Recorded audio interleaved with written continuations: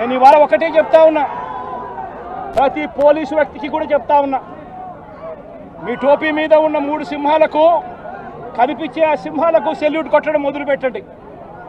Telugu Desam party నాయకులకు salute కొట్టడం మొదలుపెట్టి, వీళ్ళు చెప్పినట్టుగా చేయడం మొదలుపెట్టి, అన్యాయాలు చేయడం మొదలు పెడితే మాత్రం ఎల్లకాలం తెలుగుదేశం పార్టీ ప్రభుత్వమే ఉండదు అని చెప్పి ఇవాళ ప్రతి అధికారికి కూడా నేను తెలియజేస్తా ఉన్నా.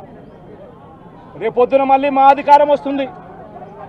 వచ్చినప్పుడు అన్యాయం చేసిన వీళ్ళందరినీ, వీళ్ళ అధికారులందరినీ, అన్యాయం చేసిన ఈ నాయకులందరినీ కూడా బట్టలు కూడా తీసి నిలబెడతామని చెప్పి కూడా ఈ సందర్భంగా తెలియజేస్తా ఉన్నాను. ఎవడిని వదిలిపెట్టేది ఉండదు.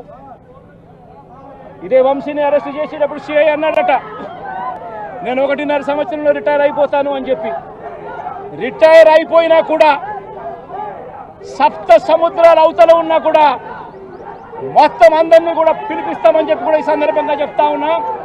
చట్టం ముందు నిలబడేట్టుగా చేస్తాం, బట్టలు ఊడదీస్తాం, న్యాయం జరిగేట్టుగా చేస్తాం అని ప్రతి ఒక్కరికి కూడా తెలియజేస్తా ఉన్నాం.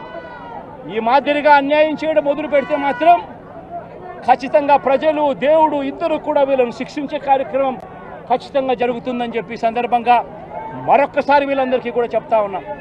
అన్యాయంలో భాగస్వాములు కావద్దండి. మీ టోపీ మీద ఉన్న సింహాలను గౌరవించండి.